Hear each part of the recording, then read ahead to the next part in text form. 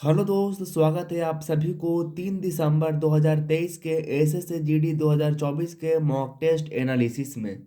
आज का हमारा पहला नंबर क्वेश्चन है। ए और बी के मासिक आय का अनुपात 4:5 है और उनके मासिक व्यय का अनुपात 3:8 है।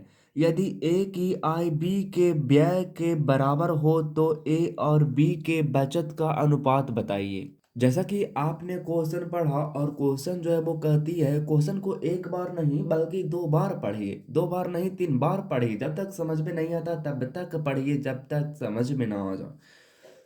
तो क्वेश्चन आपका जैसे कि आपने पढ़ा वो क्वेश्चन आपका है कि कहता है कि ए और वी का मासिक आय का अनुपात। आपका कोई ए है उसका नाम है और वी कोई है उसका जो उसका जो आय का अनुपात है क्या है जी। आप कहेंगे आय का जो अनुपात है वो कितना है, आप कहेंगे 4 है और 5 है। कितना है, 4 और 5 है। उसके बाद में एक्सपेंडिचर यानी कि आपका जिसको बोलते हैं हम लोग व्यय बोलते हैं, उसका अनुपात दिया हुआ है 3:8 बोलता है। लेकिन क्वेश्चन यहाँ नहीं छोड़ता, क्वेश्चन कहता है कि यदि ए की आय बी के व्यय के बराबर है। इसका मतलब ये 8 है तो इसको भी हमको 8 बनाना पड़ेगा। 8 बनाने के लिए हमें 2 से गुना करना पड़ेगा, 2 से इधर गुना करेंगे तो 2 से इधर भी गुना करना पड़ेगा। यानी कि हो जाएगा 4 दूनी के 8 और ये 5 दूनी के 10।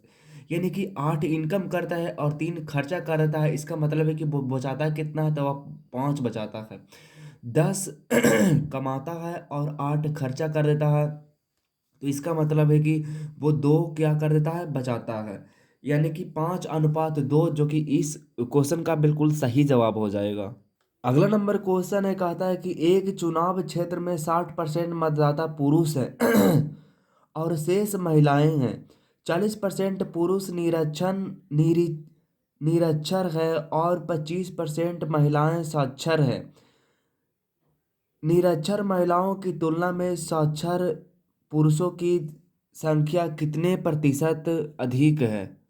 जैसा कि क्वेश्चन में बोला जा रहा है कि आप देख सकते हैं, ये आपका दूसरा नंबर क्वेश्चन है। कहता है एक चुनाव में 60% मतदाता पुरुष हैं। मान लेते हैं कि टोटल जो आपका है वो कितना है, तो आप कहेंगे टोटल जो है वो 100 है। एक चुनाव में आपका 60% पुरुष है, यानी कि कुछ आपका मेल है और कुछ आपका फीमेल है। लेकिन क्वेश्चन में कह रहा है कि एक चुनाव में आपका जो है 60% मतदाता पुरुष है, यानी कि यहाँ पे मेल है और यहाँ पे फीमेल है। मेल जो आपका है वो 60% है। अगर 60% मेल है तो 40% क्या होगा, 40% आपका फीमेल होगा, यानी कि महिला होगा। कहता है कि शेष महिला शेष महिला है। 40% पुरुष निरक्षर है। अगर 40% निरक्षर, अगर यहाँ पे 40% की बात करते हैं और यहाँ पे 60% की बात करते हैं, अगर क्योंकि अपने आप में तो कोई चीज़ 100 होती है ना। तो इसका था है कि 40% जो पुरुष है वो आपका निरक्षर है। मतलब कि जो साक्षर नहीं है, मतलब कि निरक्षर है। तो 60 का 40% क्या हो जाएगा, तो आप कहेंगे 24 है। ये जो आपका है वो निरक्षर है, यानी कि निरक्षर है। क्या है जी, निरक्षर। 40% निरक्षर है और 60% क्या है जी, 60% आप कहेंगे 60% वो साक्षर है। तो आप कहेंगे 24 में से 40 में से अगर 24 चल जाएगा तो कितना बचेगा, तो आप कहेंगे वो बचेगा आपका 14 बचेगा। 14 नहीं बचेगा, 6 आपका हो जाएगा, यानी कि 30 और 10 40, यानी कि 16 बचेगा। या 16 नहीं बचेगा। ये कितना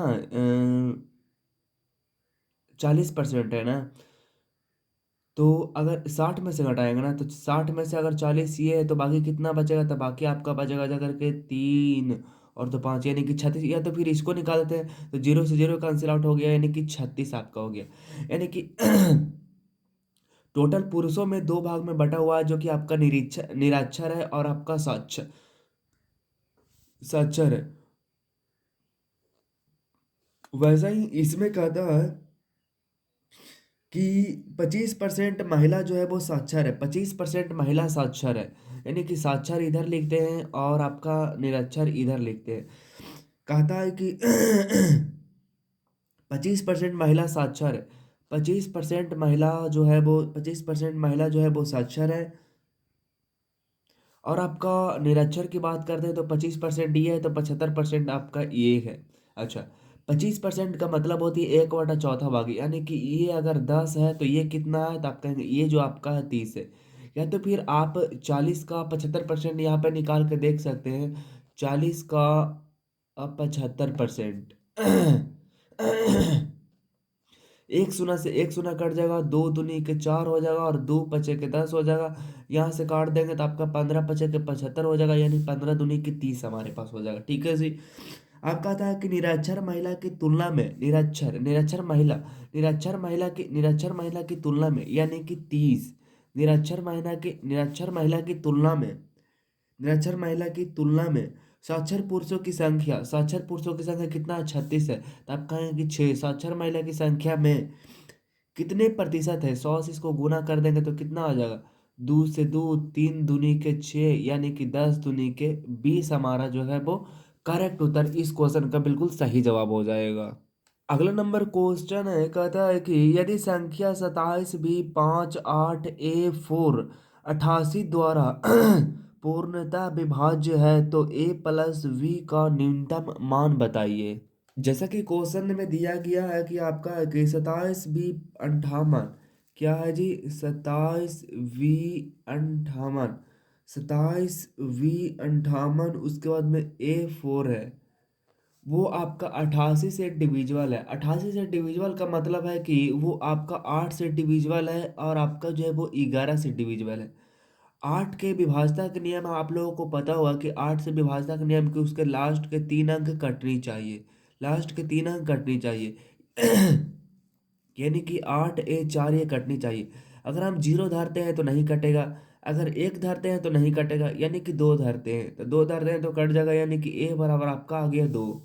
और 11 से विभाजता का नियम आपको पता होगा कि 11 से विभाजता का नियम होती है कि अल्टरनेट संख्याओं के योग के अंतर अगर 11 से कट जाती है तो वो कट जाती है, या तो फिर अगर 0 आती है तो वो कट जाती है।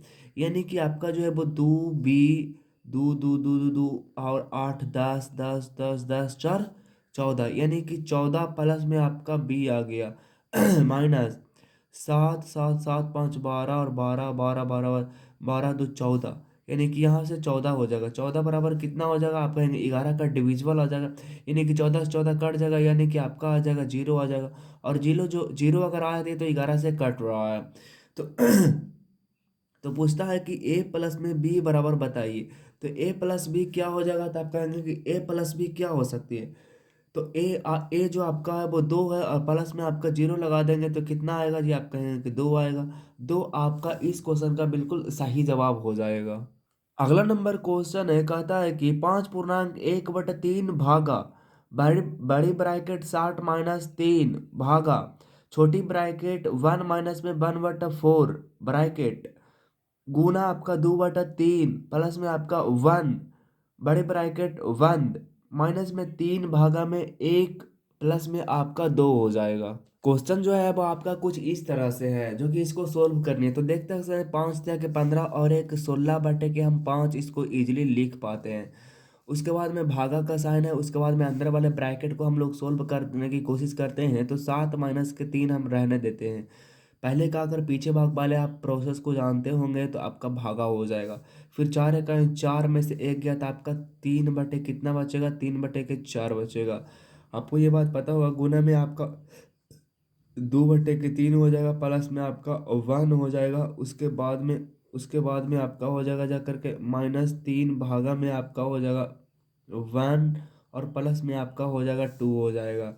16 में आपका हो जाएगा जा करके 5 भागा में आपका हो जाएगा जा करके 7 और माइनस में 3 गुना में आपका हो जाएगा जा करके 4/3 हो जाएगा। गुना में आपका 2/3 हो जाएगा। उसके बाद में हमारे पास है प्लस, तो +1 लिख लेते हैं। फिर बड़े ब्रैकेट बंद है, उसके बाद में माइनस में 3 और भागा में आपका हो जाएगा 1 और प्लस में आपका हो जाएगा 2 हो जाएगा। चलिए यहाँ से सॉर्ट आउट करने की कोशिश हम पूरी तरह से करते हैं। 16/के आपका कितना है? 5 है जी। आप कहेंगे भागा का भागा रहेगा, आराम से रहेगा। 7 माइनस 3 से 3 कट जाए, 3 से 3 अगर कटेगा तो आपका 4 दूनी के 8/3 हो जाएगा, यानी कि 7 तो रहेगा ही रहेगा। उसके बाद में 4 दूनी के 8 बटे में आपका हो जाएगा 3 प्लस में आपका हो जाएगा 1। और उसके बाद में यहाँ से आपका हो जाएगा जा करके, अगर ये गुना होगा, पहले तो गुना ही करेंगे ना, पहले भाग ही काम करेंगे, तो यानी कि -3 और +2 यानी कि आपका हो जाएगा -1 हो जाएगा। यानी कि 16 बटे में आपका 5 और उसके बाद में भागा हो जाएगा, उसके बाद में आपका हो जाएगा जा करके 7 और 1 8, यानी कि 8 माइनस में आपका हो जाएगा 8/3, उसके बाद में आपका हो जाएगा -1 हो जाएगा। चलिए 16 बटे क्या हो जाएगा, 16 बटे आपका 5 हो जाएगा, उसके बाद में भागा में हो जाएगा। फिर यहाँ से अगर एलसीएम लेते हैं तो 8 तिया के 24, यानी कि 24 माइनस में आपका 8 और बटे में आपका हो जाएगा जा करके 3 हो जाए, माइनस में आपका 1 हो जाएगा। उसके बाद में आपका 16 बटे में आपका 5 और उसके बाद में हमारे पास आ जाएगा गुना आ जाएगा। उसके बाद में ये 16/3 है, तो यानी कि 3 बटे के हमारे 16 आ जाएगा, उसके बाद में माइनस के 1 आ जाएगा। 16 से 16 कैंसिल हो जाएगा और यहाँ पे है कितना था, अ, अरे यार ये तो गड़बड़ हो गया, 16/5 था ना क्वेश्चन में, ओ सॉरी 16/3 था, 16/3, 16/3। तो आपका हो जाएगा जाकर 16/3, 3 से 3 कैंसिल हो जाएगा, तो कितना बचा, +1 और -1 दोनों के दोनों कट जाएगा, यानी कि हमारा आंसर जो हो जाएगा वो आपका 0 हो जाएगा, करेक्ट उत्तर। अगला नंबर क्वेश्चन है, कहता है कि दो संख्याओं के लसा और मसा क्रमशः 90 और 15 है। यदि दोनों संख्याओं का योग 75 है तो बड़ी संख्या ज्ञात कीजिए। आपको पता होगा कि जब जब दो संख्याओं को, जब देखिए लसा लसा और मसा है, यानी कि लसा आपका 90 और मसा आपका 15 है, और दोनों का जोड़ते हैं तो वो आपका आती है 75 आती है। यानी कि दोनों का जोड़ है जो वो 75 है, मतलब दोनों का अगर लास्टली हाईएस्ट तक ले जाते तो वो आपका 75 है। तो अच्छा देखिएगा, आप आंसर थोड़ा सा देखिएगा इसका। ऐसे आंसर तो 45 देता है, लेकिन 45 कैसे आता, 90 तो हो नहीं सकता। 90 इसलिए नहीं हो सकता क्योंकि उसका जोड़ 75 है, तो 75 से ज़्यादा तो नहीं हो सकता। अच्छा उसके बाद ऑप्शन के बाद बात करते हैं। इसके बाद है 60 है। अगर मान लेते हैं कि बड़ी संख्या मान लीजिए अगर 60 होता है, तो छोटी संख्या हमारे पास कितना हो जाएगा, तब कहेंगे छोटी संख्या हमारे पास कितना हो जाएगा, 30 हो जाएगा, छोटी संख्या 30 हो जाएगा, 30 हो जाएगा। नहीं सॉरी 30 नहीं होगा, 15 होगा, क्योंकि दोनों का योग तो 75 ही लाना है ना। तो यानी कि 10 और 5 15 हो सकती है। अच्छा उसके बाद एचसीएफ की बात करते हैं, तो इन दोनों में एचसीएफ तो 15 आती है, लेकिन एलसीएम जो आती है वो 60 आती है, लेकिन एलसीएम 90 लानी है। अच्छा उसके बाद मान लेते हैं कि बड़ी संख्या 75 ही है, मान लेते हैं कि 75 75 ही बड़ी संख्या है। और आपका मसा बराबर ओ 75 अगर बड़ी संख्या मान लेते हैं, तो दोनों का मसा जो क्या हो जाएगा, तब कहेंगे मासा तो होगा ही नहीं, मासा तो होगा आपका 0 हो जाएगा, तो है ही नहीं। तो यानी कि लास्ट ऑप्शन जो बचता है आपका 45 बचता है, जो कि आपका करेक्ट उत्तर हो जाएगा। बाकी आप ए और बी मान के मनाइएगा, फिर आपको जो है वो एक एक समीकरण 1 बने पड़ेगा, समीकरण 2 उसमें काफ़ी ज़्यादा लंबा टाइम खींच लिया जाएगा। अगला नंबर क्वेश्चन है, कहता है कि किसी पुरानी कार का वर्तमान कीमत 5,40,000 है। इसकी कीमत में प्रत्येक वर्ष 25% की दर से अवमूल्य होती है। अवमूल्य का मतलब होती है डिप्रिसिएट होती है, मतलब कि ह्रास होती है। 2 बरस पहले इसकी कीमत ज्ञात कीजिए, मतलब 2 बरस पहले की वो पूछ रहा है। चलिए जैसा कि क्वेश्चन में दिया जा रहा है, किसी पुरानी कार की वर्तमान जो है वो कितना है, तो आप कहें कि वो आपका 5,40,000 है। मान लेते हैं कि 2 बरस पहले जो कार की कीमत जो था वो एक्स था, कितना था, आप कहेंगे एक्स था। उसके बाद में कहा था कि इसकी कीमत में प्रति वर्ष 25% की दर से अवमूल्य होती है, मतलब ह्रास होती है। 25% का फ्रैक्शन वैल्यू होता है 4, यानी कि 4 में से 1 घट जाता है, तो कितना होता है आपका 3/4 होती है।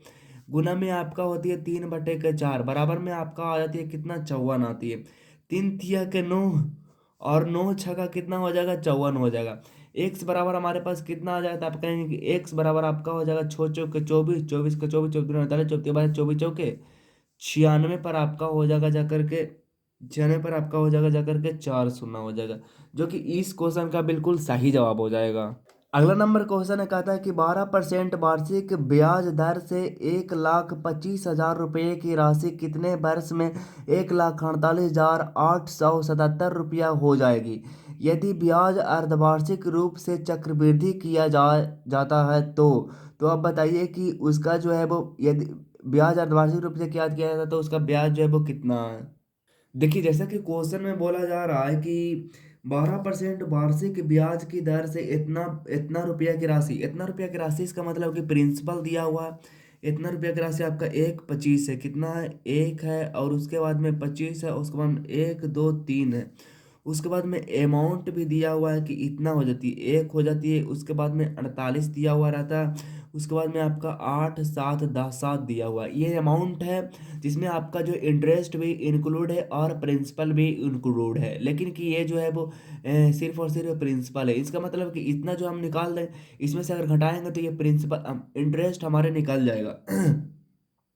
अब 12% वार्षिक ब्याज की दर से, वार्षिक दर से कह रहा है, लेकिन वो कह रहा है कि यदि ब्याज अर्धवार्षिक रूप से चक्रवृद्धि किया जाए तो क्या होगा। अच्छा, 12% है, 12% है और अर्धवार्षिक रूप से किया जाता है, यानी कि 12 महीना, यानी कि 12 मंथ की 12% निकल रहा है, तो इसका मतलब कि 6 मंथ का आपका कितना निकलेगा, तो आप कहेंगे 6 मंथ का आपका 6% हो जाएगा। आप समझ पा रहे हैं, यानी कि इतना पर आपका जो लगा होगा वो 6% लगा होगा, 6% इसको में लगा हो, 6% इसको में लगा।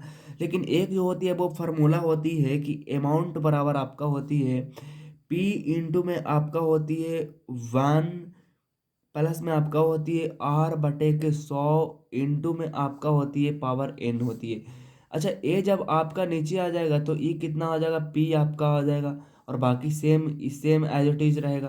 अमाउंट आपका कितना है, तो अमाउंट आपका जो है वो कितना है, तो आप कहेंगे 1,4,8 है, 1,4,8,8,7,7 वाटा में आपका हो जाएगा 1,2,5,0,0,0 इतना है। उसके बाद में हमारा क्या है, प्रिंसिपल तो कुछ है नहीं, 1 का 1 हो जाएगा, उसके बाद में प्लस में आपका रेट, रेट कितना है, तो आप कहेंगे रेट जो छमाही पर बोल रहा था यानी कि 6, और बटा में आपका हो जाएगा जाकर के 100, यानी कि उस पर पावर हम लोग लिखते हैं एन लिखते हैं। इसको सोल्व अगर करेंगे तो कितना हमारे पास आ जाएगा, इसको अगर सोल्व करेंगे तो आपका हो जाएगा 1 हो जाएगा, और ये कटेगा तो काट देते हैं, 3 2 से काटते हैं तब 50 और 3 आ जाएगा,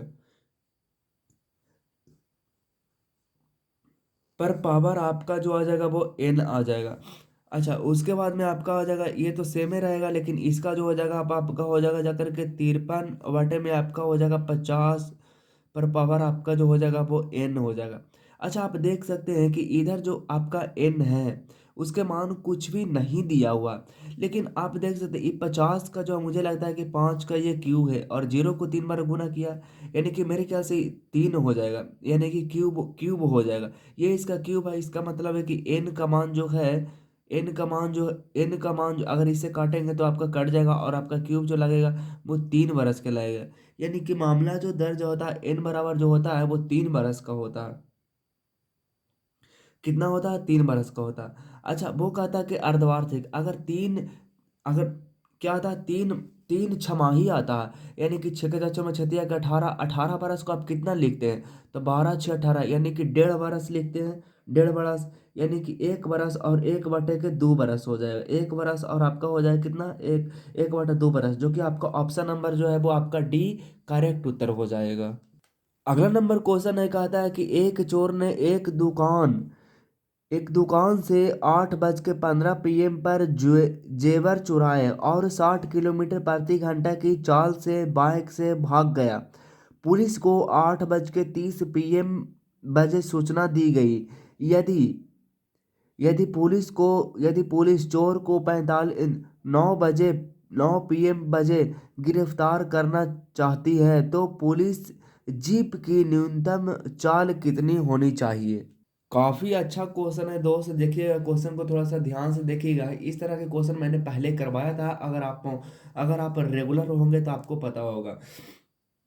कहता है कि कोई चोर है, यहाँ पे मान लेते हैं कोई आपका जो है वो चोर है, और आपका यहाँ पे ज्वेलर की दुकान है, जेबर की दुकान है, और जेबर की दुकान से चोर ने 8 15 PM, 8:15 PM पर ज्वेलर चुराती है और अपनी बाइक यहाँ पे उसका जो है कोई है क्या है तो आपका कोई जो है वो आपका जो है वो बाइक है जो इस तरह से चलाया जा रहा है, क्या जो है चलाया जा रहा है। और यहाँ पे कोई एक बाइक है और उसको जो है वो 60 किलोमीटर प्रति घंटा की रफ्तार से भागा जा रहा है। और यहाँ पे अगर मान लीजिए पुलिस है ये इधर भागता है और फिर ये जो इधर भागता है। अब पुलिस जो है पुलिस को सूचना मिलती है 8:30 में मिलती है, मतलब कि 8:30 में मिलती है। और पुलिस जो चाहता है कि मैं 9 बजे उस चोर को पकड़ लूं। इसका मतलब है कि 9 बजे पकड़ने के लिए इसको चाल बढ़ाना पड़ेगा। यानी कि पुलिस के जीप की चाल कितनी होनी चाहिए ताकि वो 9 बजे तक पकड़ लेनी चाहिए। काफ़ी ज़्यादा अच्छी क्वेश्चन है दोस्तों, देखिएगा। अगर चोर की मैं बात करूं तो चोर जो है वो 60 किलोमीटर प्रति घंटा की रफ्तार से भाग रही है। इसका मतलब कि 1 मिनट में वो 1 किलोमीटर भाग रही है। या तो फिर ऐसे भी निकाल सकते हैं कि 60 किलोमीटर की रफ्तार से भाग रही है और इसको मीटर में कन्वर्ट करनी है ना। 60 किलोमीटर की रफ्तार से भाग रही है तो 15 मिनट में कितना भागा होगा, तो यानी कि 15 मिनट में वो भागा होगा जाकर के 15/60, यानी कि वो 15 किलोमीटर भाग गया होगा। 15 किलोमीटर मतलब चोर जो है वो ऐसे भाग रहा है और पुलिस जो है वो इधर से भागा जा रहा है, क्या इधर से भागा जा रहा है। 15 किलोमीटर की रफ्तार से भागा जा रहा। अगर किलोमीटर में अगर हम दूरी जो आपका इतना है, अब चाल से अगर भाग देंगे तो समय हमारे पास निकल के आ जाएगा।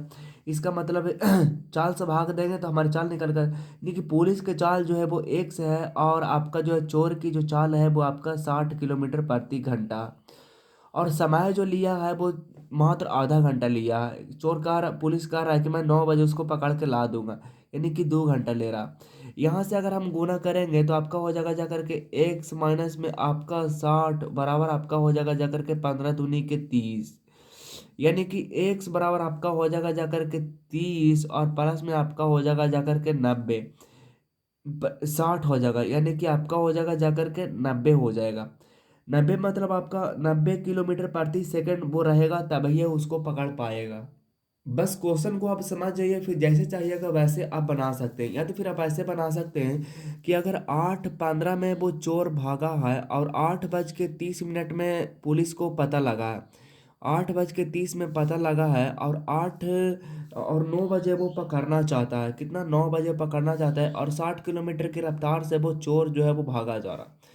यानी कि जो पुलिस पकड़ता है वो कितना देर के बाद पकड़ता है, तो पुलिस जो पकड़ता है वो 45 मिनट के बाद पकड़ता है। 1 मिनट में 1 किलोमीटर भागती है, इसका मतलब है कि 45 किलोमीटर जो भागती 45 किलोमीटर वो भाग जाएगा 45 मिनट में। ऑब्वियस सी बात है कि 60 किलोमीटर की रफ्तार से चलता है तो 45 मिनट में कितना भागेगा, तो 45 मिनट में कितना भागेगा आप कहेंगे 45 किलोमीटर भागेगा, 45 किलोमीटर भागेगा। अच्छा, 45 किलोमीटर भागेगा। ये आपका जो दिया हुआ है ये आपका दिया हुआ है 45 किलोमीटर दिया हुआ। उसके बाद में वो पुलिस को पकड़ने में कितना समय लगा, अगर समय से हम दूरी में अगर हम समय से भागा देंगे तो हमारे पास चाल निकल के आएगा। तो देखिएगा पुलिस जो है वो आपका आधा घंटा में मात्र पकड़ने की क्षमता रखता है, यानी कि 1/2 से इसको भागा दे देंगे, यानी कि दो चल जाएगा हमारे ऊपरे। यानी कि उसके जो चाल होना चाहिए वो आपका होना चाहिए 90 किलोमीटर प्रति घंटा होना चाहिए, तब जाकर के आपका जो है वो चोर पकड़ा जाएगा। अगला नंबर क्वेश्चन है, कहता है कि ए एक कार्य ए ए एक कार्य 3 घंटा में कर सकता है, बी और सी मिलकर इसे 4 घंटे में कर सकते हैं, जबकि ए और सी मिलकर इसे 2 घंटा में कर सकते हैं। बी को अकेले इसे करने में कितना समय लगेगा। जैसा कि क्वेश्चन आप लोगों ने पढ़ा, कहता है कि ए जो है वो किसी कार्य को 3 घंटा में कर देता है, ए जो है वो किसी कार्य को 3 घंटा में कर देता है और बी और सी 4 घंटा में करता है। आपका बी और सी जो है वो आपका 4 घंटा में करता है। ए और सी जो 2 घंटा में करता है, आपका ए है और आपका जो सी है वो आपका 2 घंटा में करता है। तो तीनों की अगर हम काम की बात देखते हैं तो चार का चार, चार दुनी आठ, चार तिया के कितना हो जाएगा, आप कहेंगे चार तिया के 12 हो जाएगा। यानी कि तीन चौके 12, इसकी चार क्षमता है, चार तिया के 12 इसकी तीन क्षमता है, उसके बाद में इसका जो है वो छः क्षमता। अगर ए की क्षमता चार है तो ए की क्षमता यहाँ पे हम चार लिखेंगे, तो आपका बी की, ए और सी की क्षमता छः है, तो छः में से तो आपका इसका दो क्षमता हो जाएगा, इसका दो होगा तो इसका एक होगा। यानी कि आपका जो टोटल का जो काम करवाना है, कहता है कि बी को अकेले इसे करने में कितना समय लगेगा। तो टोटल काम जो आपका है वो 12 है, और बी काम करता है एक की पावर से, यानी कि उसको टोटल जो लगेगा आपका 12 घंटा लगेगा। कितना लगेगा? 12 घंटा लगेगा, जो कि इस क्वेश्चन का बिल्कुल सही जवाब हो जाएगा। अगला नंबर हमारे पास क्वेश्चन है, कहता है कि एक बेईमान दूध वाला, एक बेईमान दुकान वाला 20 रुपये प्रति लीटर में दूध खरीदता है, और 1/3 उसमें पानी डालकर मिश्रण को 25%, 25 रुपये प्रति लीटर के हिसाब से बेच देता है, तो उसका लाभ प्रतिशत बताइए। तो जैसा कि आपने क्वेश्चन पढ़ा, और क्वेश्चन में काफ़ी ज़्यादा अच्छा बात कहा गया है कि एक दुकानदार, एक बेईमान दुकान वाला आपका 20 रुपये प्रति लीटर दूध खरीदता है, यानी कि आप कहेंगे, और उसमें 1/3 भाग डालकर मिश्रण को 25 रुपये प्रति लीटर के हिसाब से बेच देता है। देखिए, आपका जो है वो ये 20 है, ये 20 रुपये, 20 रुपये आपका, 20 रुपये वो दूध को क्या करता है, खरीदता है। मान लीजिए 20 रुपये में वो 20 रुपये में वो 3 भाग दूध खरीदता है, नीचे वाला जो होता है वो मूल पार्ट होती है। तो 20 रुपये में वो 3 भाग खरीदता है, लेकिन वो कहता है कि 20 रुपये में 3 भाग हम खरीदते हैं, लेकिन 25 रुपये हम उसको बेच देते हैं। तो आपका 25 रुपया, जो 25 रुपये बेच रहा है उसमें से आपका 3 भाग तो बेचेगा ही बेचेगा, लेकिन 1 भाग और जो है वो एक्स्ट्रा बेचेगा। यानी कि आपका जो है वो 25 रुपये तो बेच 25 रुपये आपका, जो 25 रुपये में आपका जो है वो 3 भाग तो बेचेगा ही बेचेगा, लेकिन 1 भाग एक्स्ट्रा बेच देगा। 25 रुपये में आपका 3 भाग तो बेचेगा ही बेचेगा, लेकिन एक भाग एक्स्ट्रा बेचेगा, यानी कि 4 बेच देगा। यानी कि कितना हो जाएगा आपका, 25 चौके 100 में आपका कितना हो जाएगा, 3 हो जाएगा कि नहीं हो जाएगा। यानी कि 20 लीटर वो खरीदता कुछ है, लेकिन वो बेचता कैसे है, तो आप कहेंगे कि 100 बटे के आपका 3 में बेचता है। यानी कि आपका जो है कुछ इस तरह से हो जाएगा कि 20 तिया के 60, यानी कि 60 रुपया वो खरीदता है और 100 रुपये बेचता है। प्रॉफिट कितने की होती है, आप कहेंगे प्रॉफिट होती है 40 की होती है, कितने के ऊपर, 60 के ऊपर, और गुने में आपका जो हो जाएगा वो 100 हो जाएगा। गुना में आपका क्या हो जाएगा, आप कहेंगे 100 हो जाएगा। 20 दूनी के 40 और 20 तिया के 60 हो जाएगा, यानी कि आपका कितना हो जाएगा, 200 बटे में आपका हो जाएगा जाकर के 3 हो जाएगा। तो इसको भाग देते हैं तो आपका 20 छक्का 60, 3 छक्का 18, और फिर 3 छक्का 18, फिर आपका दो बचा, फिर आपका 3 छक्का 18, 3 छक्का 18, मतलब कुछ इस तरह 6667 आ जाएगा यहाँ पे, जो कि इस क्वेश्चन का बिल्कुल सही जवाब हो जाएगा। अगला नंबर हमारे पास क्वेश्चन है, कहता है कि 28 संख्याओं का औसत 77 है, पहली 14 संख्याओं का औसत 74 है, और अंतिम 15 संख्याओं का औसत जो है आपका वो 84 है। 14वीं संख्या को हटा दी जाने पर शेष संख्याओं के औसत ज्ञात कीजिए दशमलव में। जैसा कि देखिए कि कहता है, इसको हम कई तरीके से बना सकते हैं। 28 संख्याओं का जो औसत दिया हुआ है वो आपका 77 दिया हुआ है, 28 संख्याओं को औसत दिया हुआ है वो 77 दिया हुआ है। फिर आपका 14 संख्याओं का औसत तो दिया हुआ है वो आपका 74 दिया हुआ है, और अंतिम 15 संख्याओं का औसत 84 दिया हुआ है। 15 संख्याओं का औसत जो दिया हुआ है वो आपका दिया हुआ है 84 दिया हुआ है। तो कहता है कि चौदहवीं संख्या को हटा दिया जाने पर शेष संख्या का औसत ज्ञात कीजिए। करा 28 संख्याओं का औसत 77 है, और 14 संख्याओं का औसत 74 है, और 15 संख्याओं का औसत जो है जो वो 84 है। तो 14वीं संख्या को हटा दिया जाने पर शेष संख्याओं का औसत कितना है। तो देखिएगा यहाँ से बताइएगा कि अगर जो 28 संख्याओं का 77 है, जो आप 28 संख्याओं का औसत जो है वो आपका 77 है, और 14 संख्याओं का औसत जो है वो आपका 74 है, यानी कि चौदह चौदह संख्याओं का औसत जो है वो 74 है।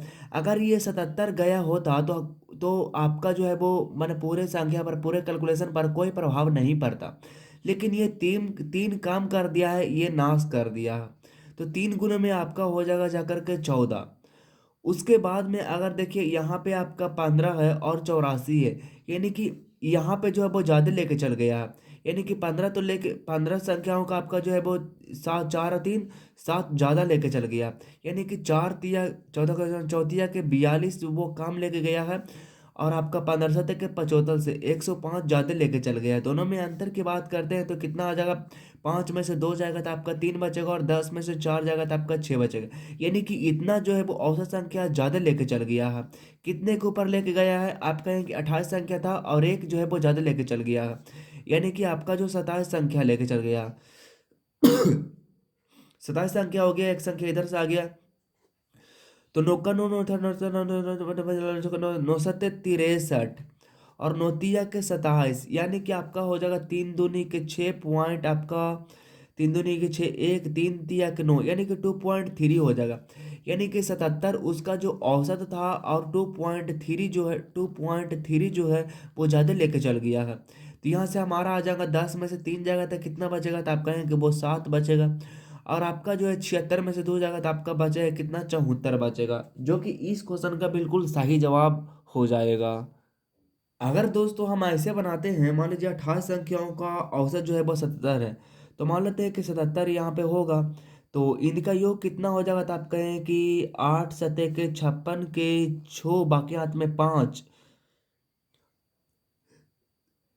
फिर 8 सत्ते के 56 और 7 दूनी के 14, यानी कि 56 और 14 आपका वो कितना हो जाएगा? तो 56 और 14 आपका हो जाएगा 70। 56 और 14, 56 और 4 60, और 60 और 10 70 आपका हो जाएगा।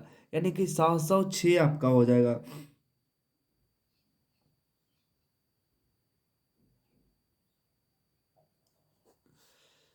8 सत्ते के 56 के 6, 8 सत्ते 56 के 6, बाकी हाथ में 5। और 8 सत्ते के 56, 7 दूनी के 14, 56 और 4 आपका हो जाएगा 60, और 10 70।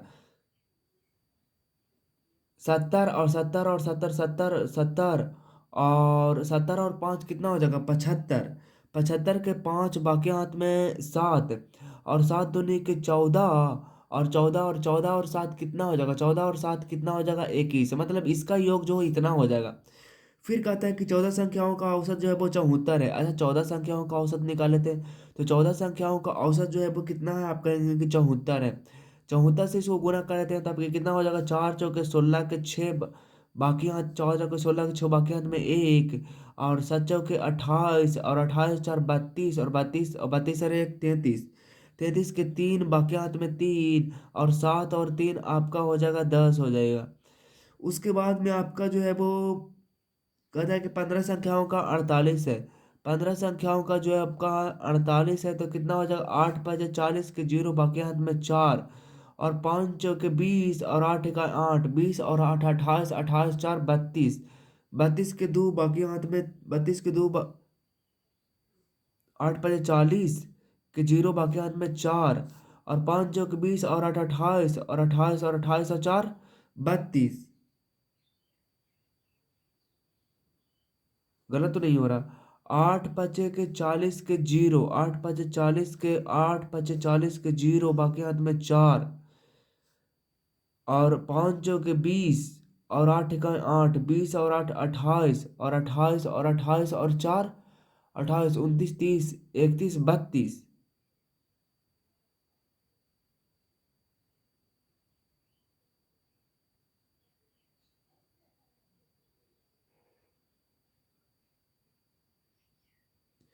नहीं तो ऐसे नहीं गुना होता, तो ऐसे गुना करते हैं।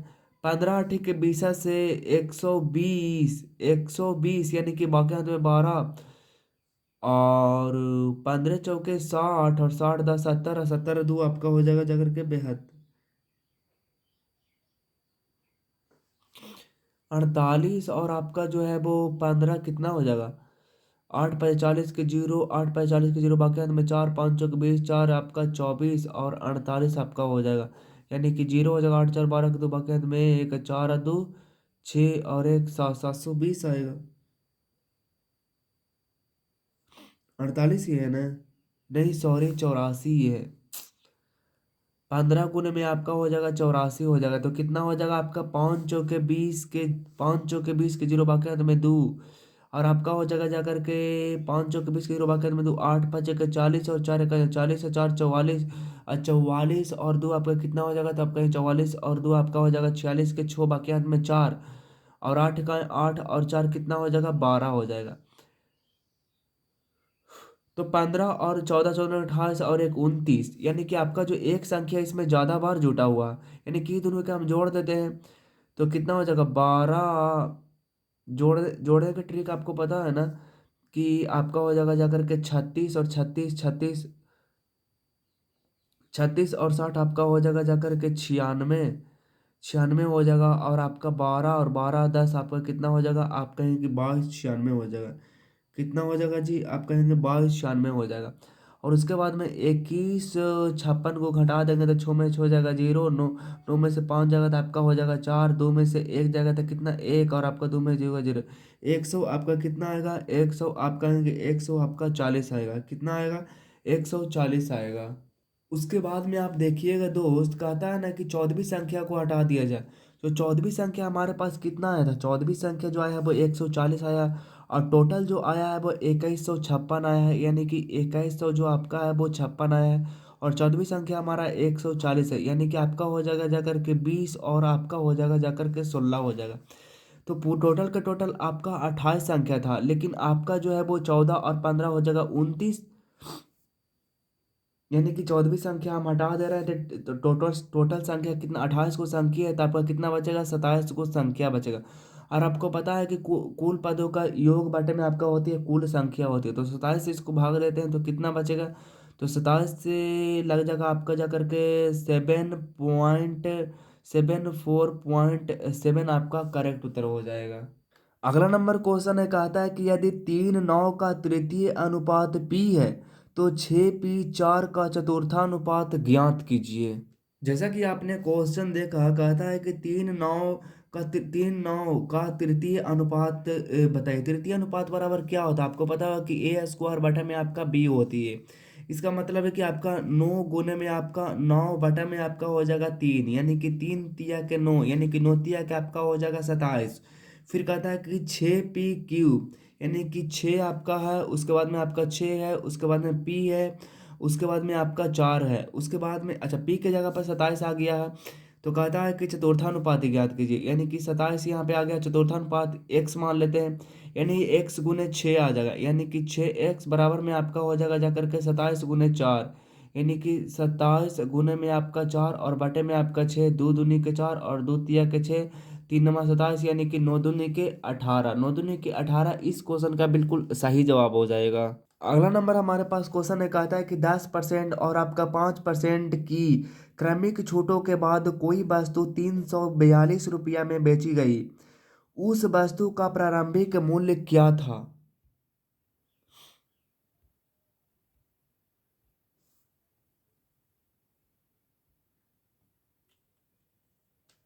जैसे कि क्वेश्चन में आप लोगों ने देखा, कहता है कि 10 और 5 के क्रमिक छूटों के बाद कोई वस्तु इतना रुपये में बेचा जाता है। मान लेते हैं कि उस वस्तु का जो मूल्य है वो कितनी है, उस वस्तु का मूल्य मान लेते हैं 100 रुपया है। उसके बाद में कहता है कि 10% की छूट देता है। 10% का छूट का मतलब है कि वो 90 रुपया में देता है। और उसके बाद में कहता है कि 5% की छूट देता है, इसका मतलब है कि 100 90 रुपया की चीज 100 रुपया की चीज़ वो 95 रुपये में देता है, और बटे में हमारे पास 100 हो जाएगा। उसके बाद में कितना में कहता है, 342 रुपया में कहता है। यहाँ से कांटा छाटी हम लोग मचाते हैं तो 0 से 0 हमारे पास कट जाएगा। उसके बाद में 5 से काटेगा, 20 × 5 = 100 और 19 × 5 = 95। 9 से इसको काटेंगे तो आपका 38 बार में कटेगा। और आपका 9 दूनी के 38, यानी कि दो 2 दूनी के 4, 4 पर आपका 2 शून्य, जो कि इस क्वेश्चन का बिल्कुल सही जवाब हो जाएगा।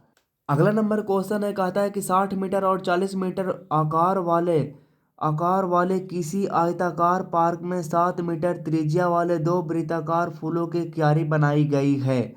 पार्क के शेष हिस्सों का क्षेत्रफल कितना होगा, जबकि पाई बराबर 22/7 का प्रयोग करें। क्वेश्चन जो है वो काफी ज्यादा अच्छा है, तो आप इसको देखिएगा। कहा था 60 मीटर और 40 मीटर वाला एक आकार वाले किसी आयताकार पार्क है। यानी कि 60 मीटर और आपका 40 मीटर वाला कोई जो है वो आयताकार पार्क है।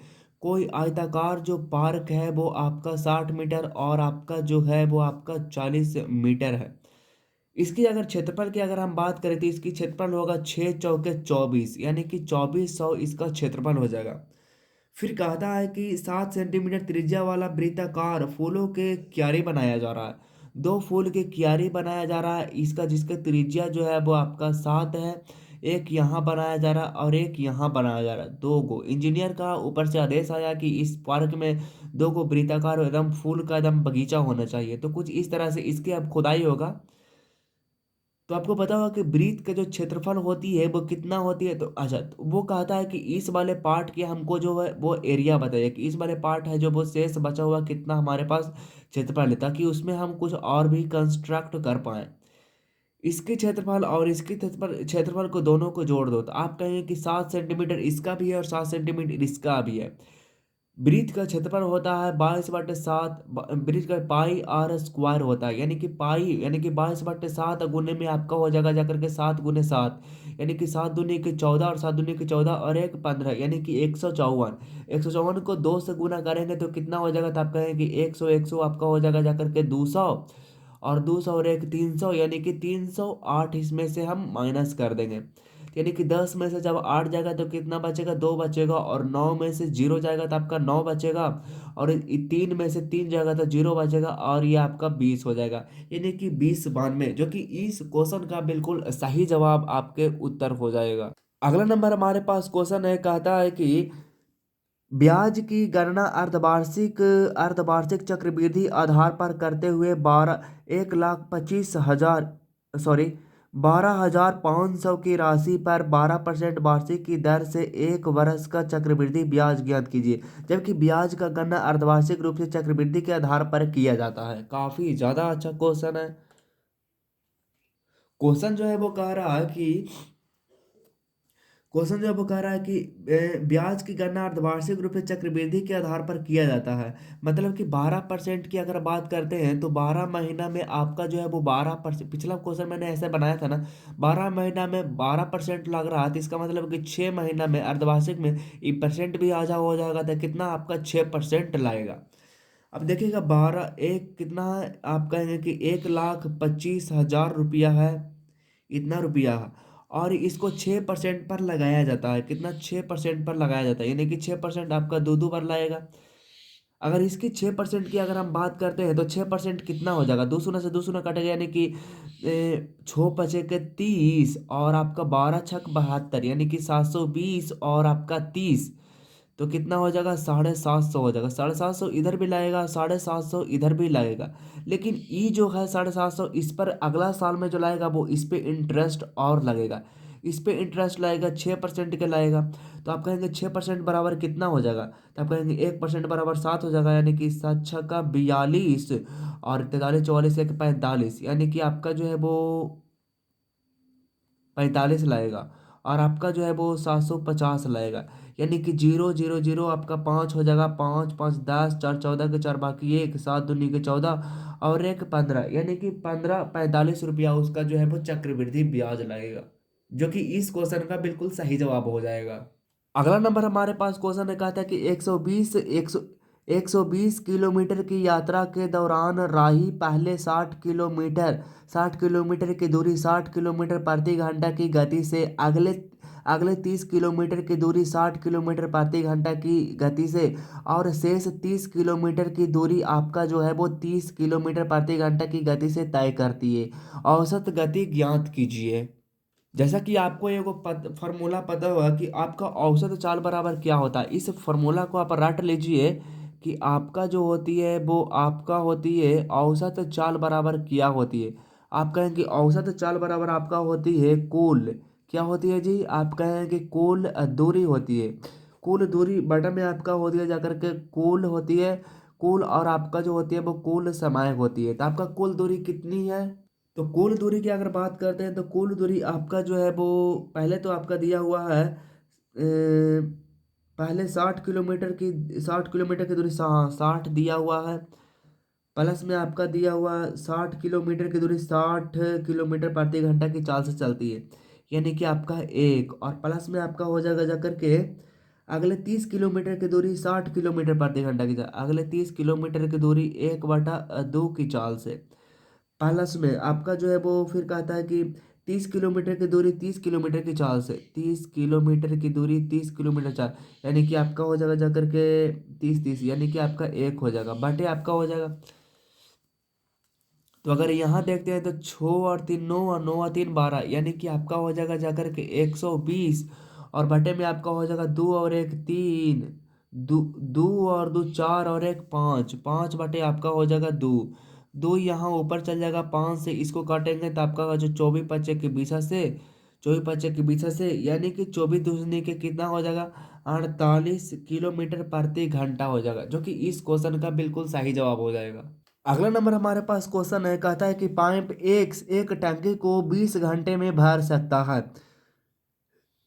तथा पाइप बाई उस टंकी को 35 घंटे में भर सकता है। दोनों पाइपों को बारी बारी से एक एक घंटे के लिए खोला जाता है। यदि पाइप वायु को पहले खोला जाता है तो टंकी कितने समय में पूरी तरह से लबालब भर जाएगा। क्वेश्चन काफी ज्यादा अच्छा है। कहता है कि पाइप एक टंकी को 20 घंटे में भरता है। पाइप जो है वो एक से है वो एक टंकी को 20 घंटे में भरता है। और पाइप जो है वो बाई है वो एक टंकी को 35 घंटा में भरता है। दोनों की एलसीएम की बात करते हैं तो एलसीएम आपका 140 आ जाएगा। अच्छा, दोनों की पावर की अगर हम बात करते हैं तो पावर आ जाएगा जाकर के आपका हो जाएगा जाकर 20 सत्ते के 4 से, यानी कि 7 पावर है इसका। और इसका पावर जो है आपका 4 है, यह आपका 100 और ये आपका जो है वो 22 है। चलिए, बहुत बढ़िया, बहुत खूब। दो पाइपों को बारी बारी से एक एक घंटे के लिए खोला जाता है। यदि पाइप वायु से पहले खोला जाता यदि पाइप वायु को पहले खोला जाता पाइप वायु को पहले खोला जाता है, यानी कि वायु को जो है वो पहले खोल दिया जाता है और एक्स को बाद में खोला जाता है। यानी कि पहले जो है वो वायु को खोला जाता है, फिर एक्स को खोला जाता है। वायु खोलता है 1 घंटा के लिए, 1 घंटा के लिए खोलता है तो आपका 4 4 यूनिट भरता है। और इस एक्स को खोलता है तो वो 1 घंटा में 7 यूनिट भरता है। यानी कि हमारा सर्किल जो है वो 2 घंटा में कितना में 2 घंटा में आपका 7 4 के 11 यूनिट जो है वो भर देता है। आप कहेंगे 2 घंटा, उसके बाद में हमारा भरना कितना है तो आप कहेंगे 140 आपको भरना है। यानी कि अगर हम 12 से इसको गुना करते हैं तो कितना हो जाएगा तो आप कहेंगे कि 2 आ जाएगा और 3 आ जाएगा और 1 आ जाएगा, यानी कि 12 दूनी के 24, यानी कि 24 घंटा में 132 लीटर पानी टंकी में भरा जाएगा। उसके बाद में हमारे पास दौड़ा दौड़ा आएगा बाई आएगा, जो कि 4 यूनिट काम कर देगा। और 4 यूनिट अगर इसमें हम जोड़ेंगे तो 136 आएगा और एक इधर भी जोड़ेगा, क्योंकि 1 घंटा में वो 4 लीटर भर रहा, यानी कि हमारे पास 25 घंटा में 136 लीटर मात्र भराया है, मात्र और मात्र। उसके बाद में हमारा नंबर आता है एक्स की। तो उसके बाद में एक्स जब भरता है तो 7 6 13, यानी कि आपका 143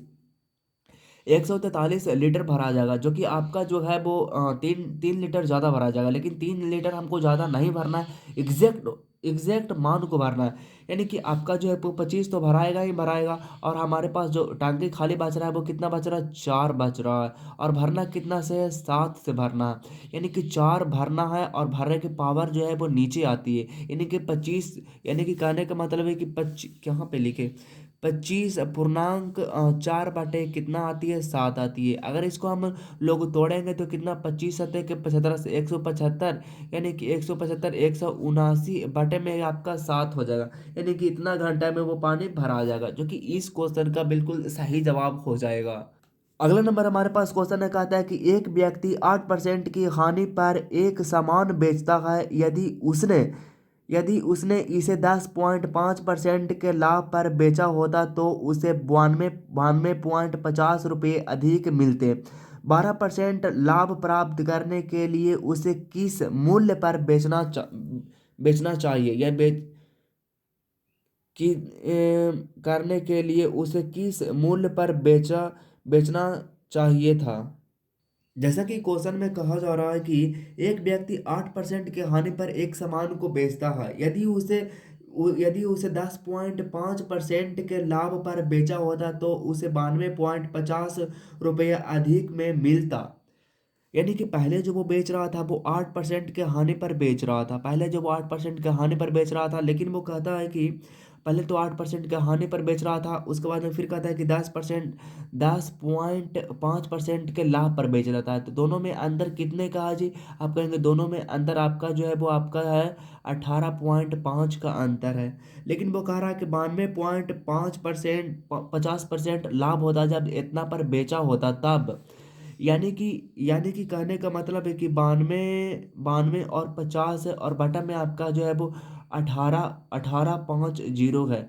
और उसके बाद बेचने के लिए वो बोल रहा है कि 12% के लाभ पर इस वस्तु को बेचते।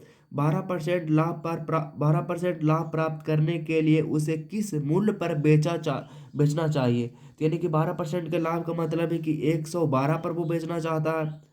112 पर यहाँ से जीरो कट जाएगा, और फिर हमारे कट जाएगा जाकर के 5 तिहाई के 15 और 7 पचे के 35।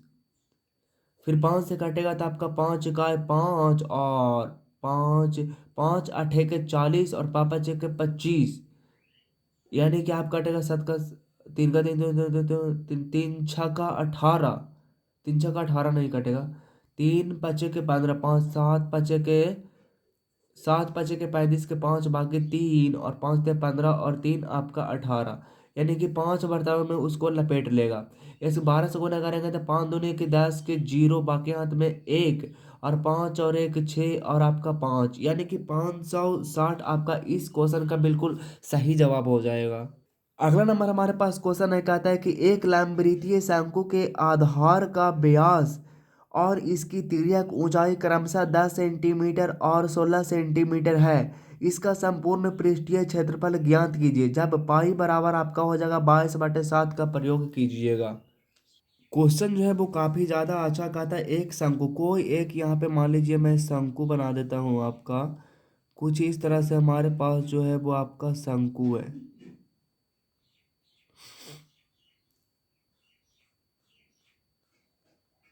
ये यहाँ पे शंकु है।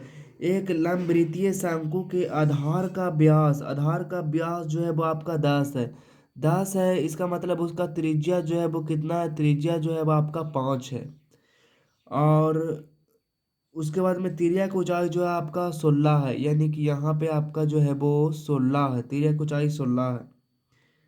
इसका संपूर्ण पृष्ठीय क्षेत्रफल बताइए। संपूर्ण पृष्ठीय क्षेत्रफल, शंकु के संपूर्ण पृष्ठीय क्षेत्रफल होता है आपका पाई आर इंटू आर प्लस में एल होती है। यानी कि 22/के आपका 7 गुने में आपका आर दिया हुआ है, 5 दिया हुआ है।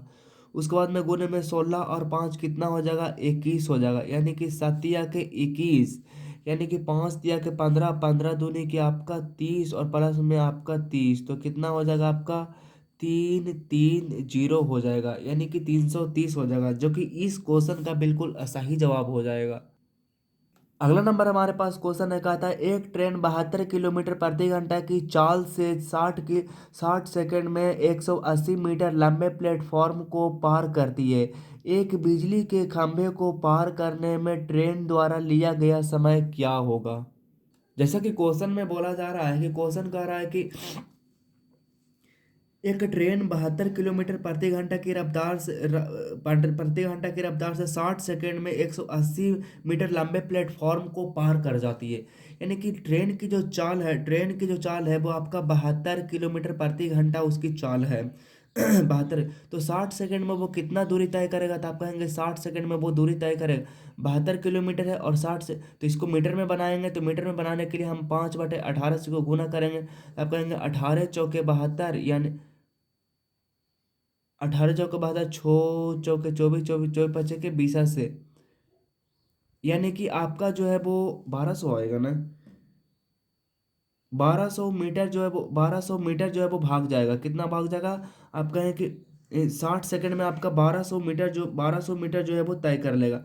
अच्छा, 1200 में आपका जो है वो 180 जो है, 180 जो है वो प्लेटफॉर्म की लंबाई है।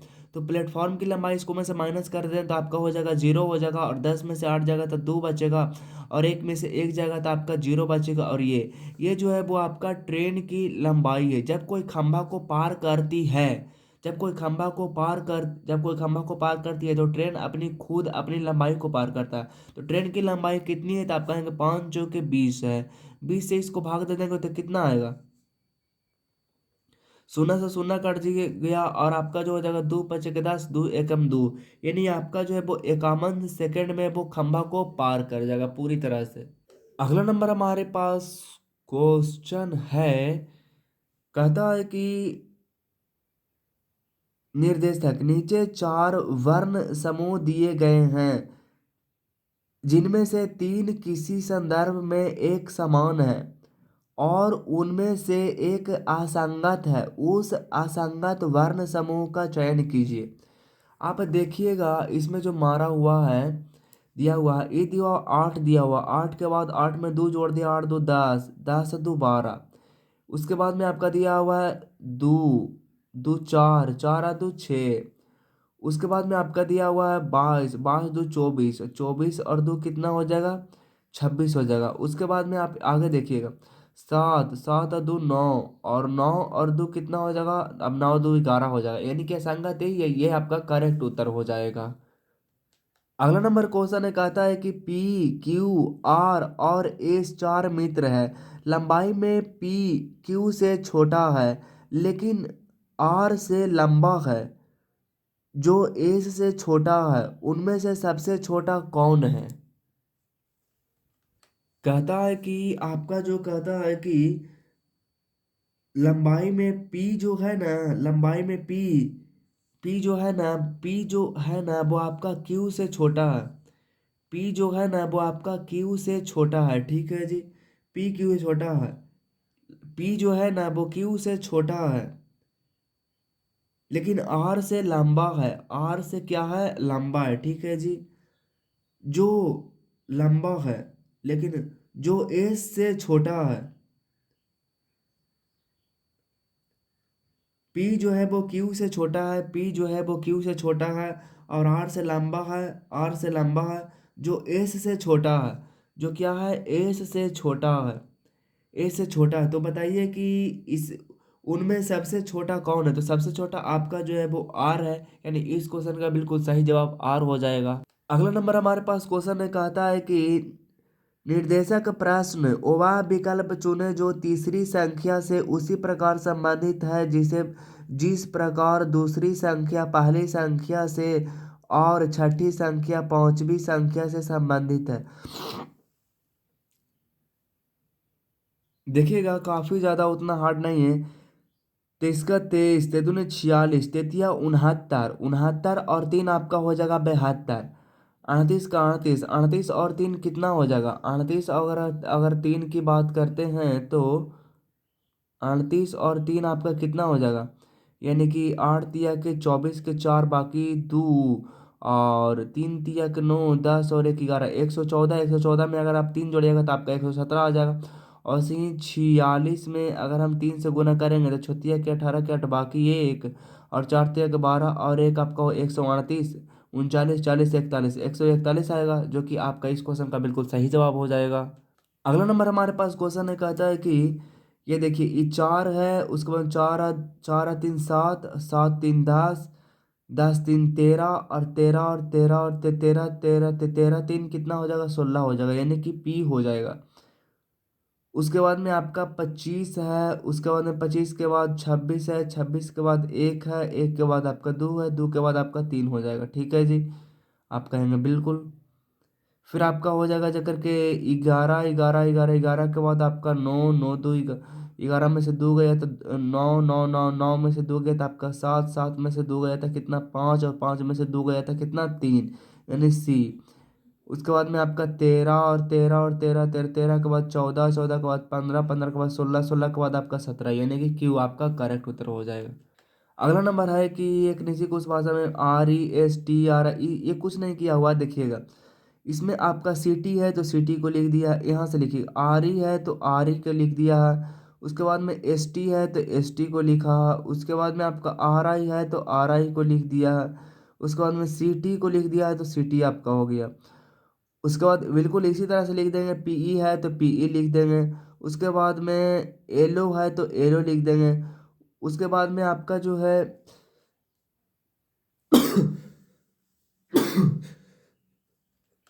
चलिए अगला नंबर हमारे पास आता है, कहता है ये देखिए, इसको तो आपको सोल्व करना ही पड़ेगा।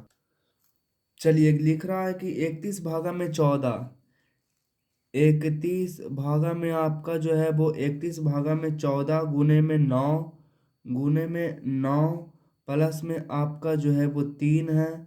उसके बाद में माइनस में आपका जो है वो 7 है। तो देखिएगा यहाँ से तीसरा नंबर चेंज करते हैं तो आपका 31 है। उसके बाद में गुना में आपका 14 है, भागा में आपका 9 है। उसके बाद में प्लस में आपका जो है वो 3 है, माइनस में आपका 7 है, बराबर में आपको 66 लानी है।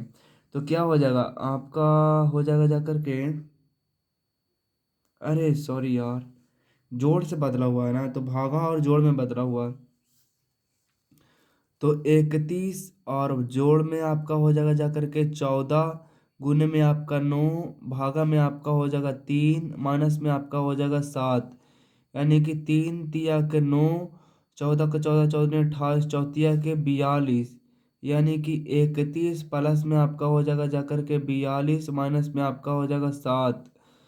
यानी कि 31 और 2 आपका 33 और 4 आपका हो जाएगा 73, में से आपका 7 जाएगा तो कितना बचेगा। आप कहें कि वो 4 जाएगा तो आपका हो जाएगा 66, जो कि इस क्वेश्चन का बिल्कुल सही जवाब हो जाएगा। अगला नंबर हमारे पास क्वेश्चन है, कहता है कि एक निश्चित कुछ भाषा में P O N D E, D को लिखा था, यानी कि 16 और 16, 16 16 और 5 21, अरे 31 31 31 31 4 35 10 45 और 4 49।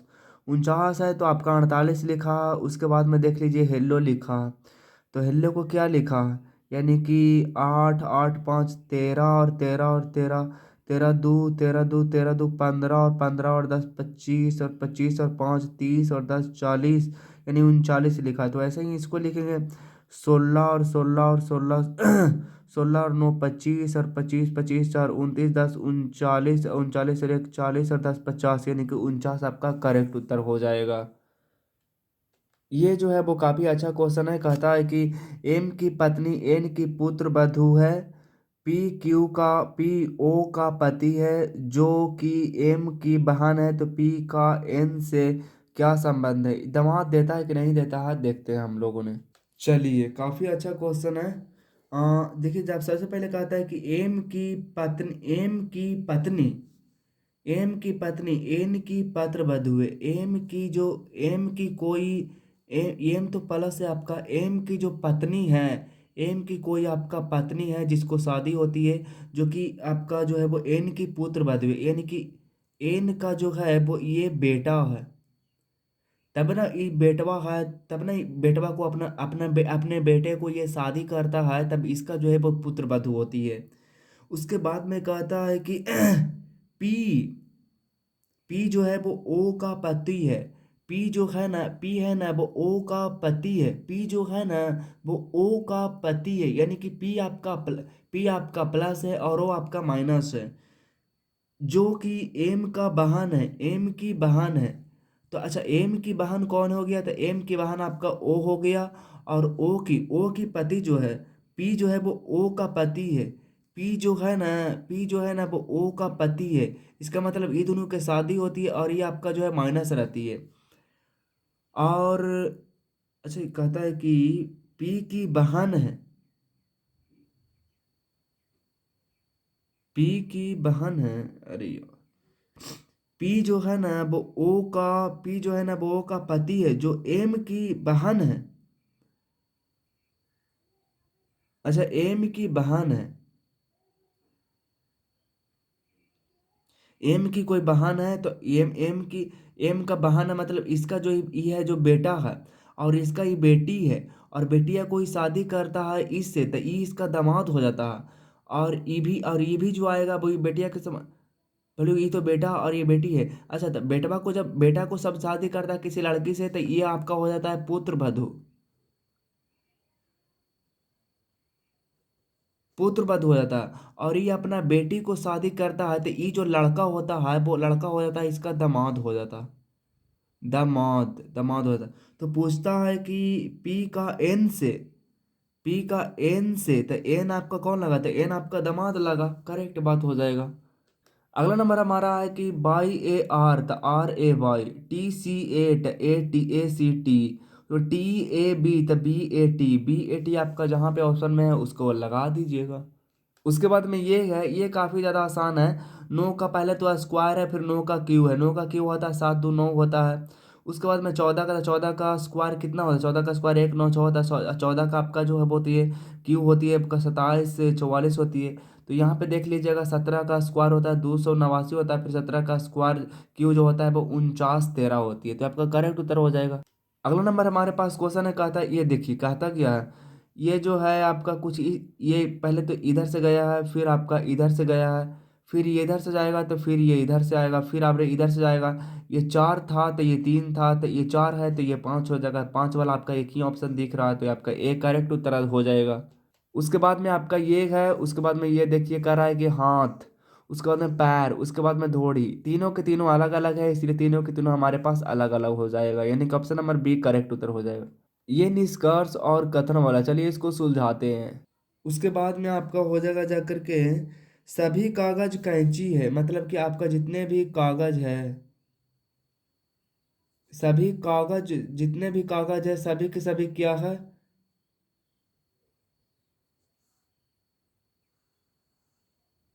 सभी कागज कैंची है। और कुछ कैंची पत्थर है, कुछ कैंची जो है वो आपका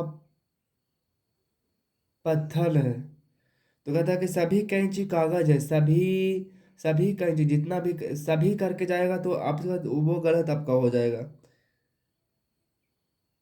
यानी आपका जो है पहला तो गलत हो जाएगा। दूसरा आपका कहता है कि कुछ पत्थर कैंची है, कुछ पत्थर कैंची है, ये बिल्कुल सही हो जाएगा, यानी कि सिर्फ और सिर्फ अनुसरण, दो अनुसरण करती है। उसके बाद में आपका आता है कुछ इस तरह से हमारे पास आता है। और आप देख सकते हैं कि ये है, एक के अपोजिट 4 हो जाएगा, 3 के अपोजिट 5 हो जाएगा, 2 का अपोजिट आपका हो जाएगा जाकर के 6 हो जाएगा। अच्छा, ये वाला चित्र जो है वो आपका कहाँ है, अगर दाहिना तरफ जो है वो मिरर लगाती है तो कहाँ हो जाएगा, अगर दाहिना तरफ हो जाएगा तो ये आपका कैसे हो जाएगा, ये आपका हो जाएगा कुछ इस तरह से हो जाएगा, और कुछ इस तरह से हो जाएगा, ये हो जाएगा। उसके बाद में यहाँ पे आपका जो रहेगा वो पाई रहेगा, यहाँ पे आपका पाई रहेगा, तो ऐसा कौन है, ये साइड में से आया हुआ ये तो लगता है, लेकिन ये पाई के पहले है, ये नहीं है, ये आपका है, ऑप्शन नंबर आपका जो है वो डी करेक्ट उत्तर हो जाएगा। उसके बाद में हमारे पास ये आता है, ये किसमें है, तो ये आपका जो है वो इसमें है, यहाँ पर देखिए आपका जो दिया हुआ है, तो आपका ए करेक्ट उत्तर हो जाएगा। अगला नंबर क्वेश्चन है, कहता है कि पुलकेशिन, पुलकेशिन द्वितीय किस वंश का शासक था, तो पुलकेशिन द्वितीय किस वंश का शासक था, चेरा, चोल, चालु, चालुक्य, आपका पल्लव, तो कौन हो जाएगा, चालुक्य हो जाएगा। तीन तीन तीन अलग लेकिन संबंधित चालुक्य राजवंश थे।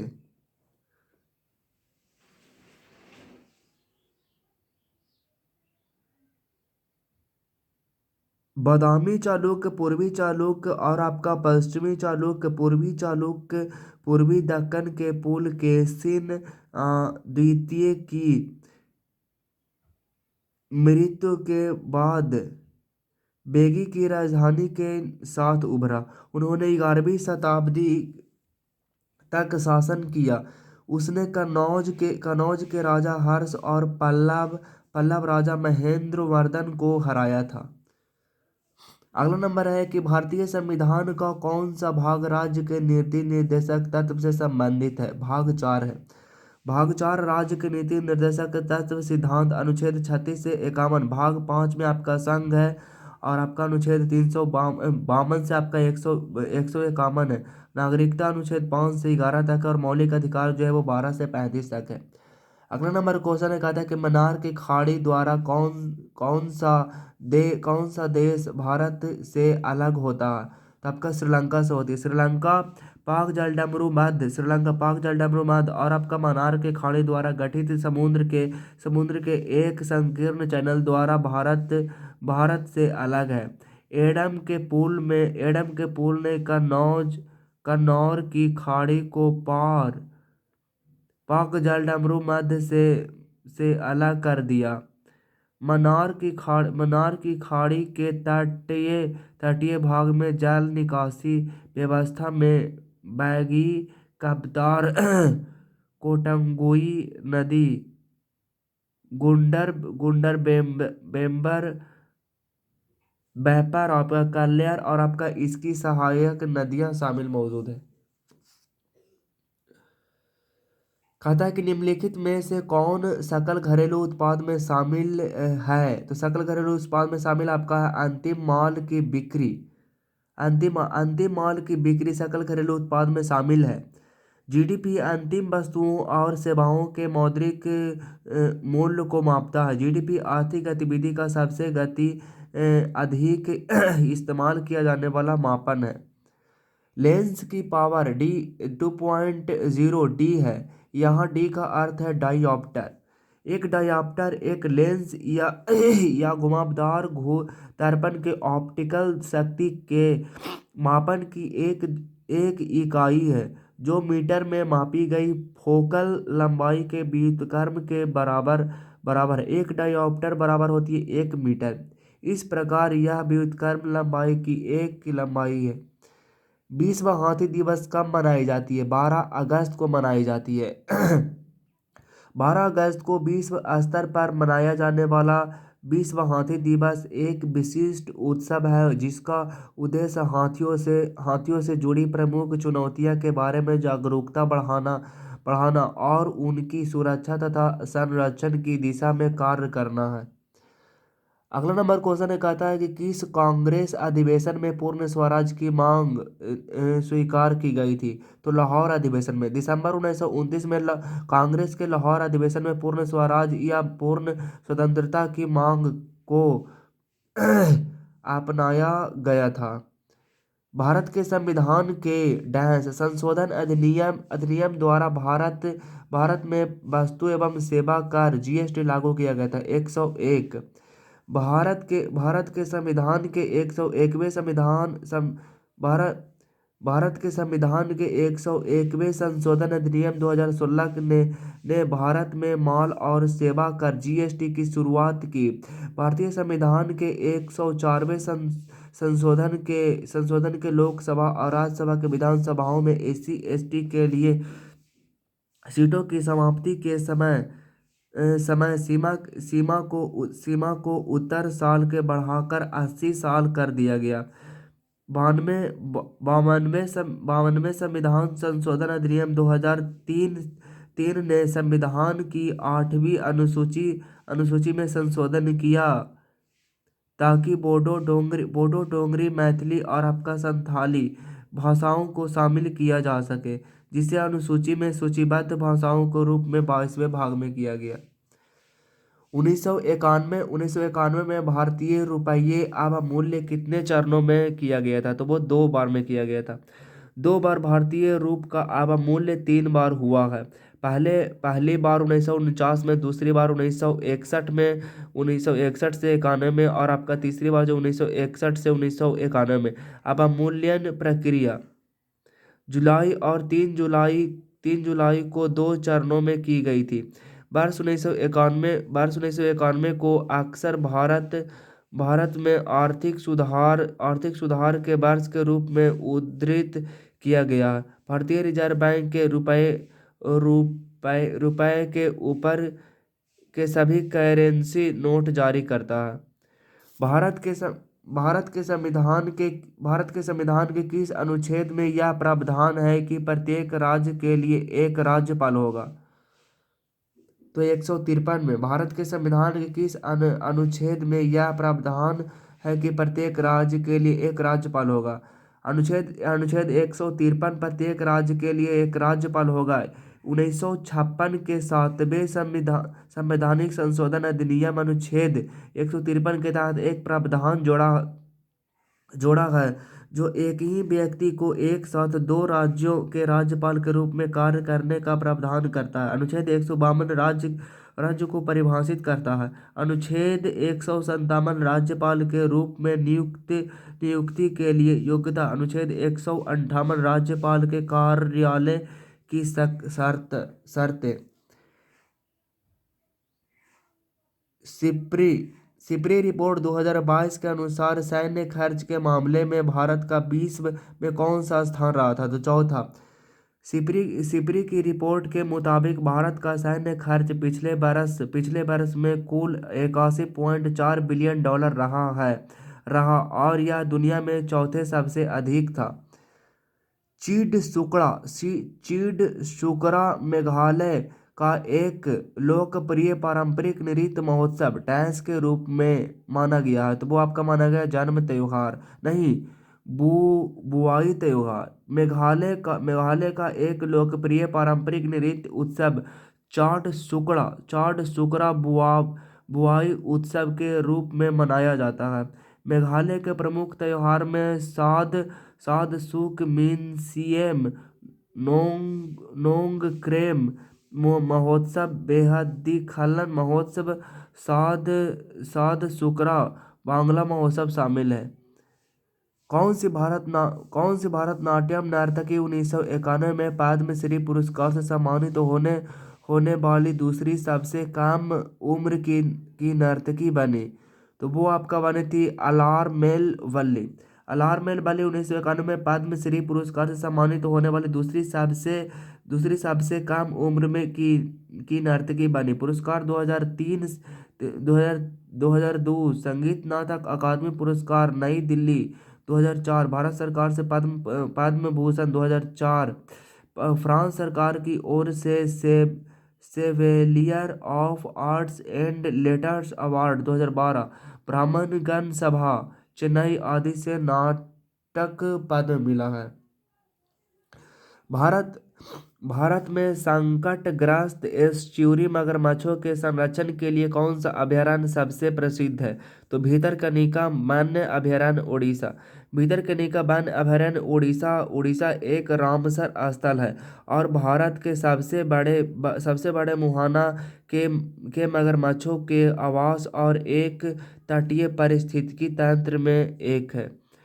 वर्ल्ड हेपेटाइटिस डे 2023 की थीम क्या है? तो थीम क्या है आपका?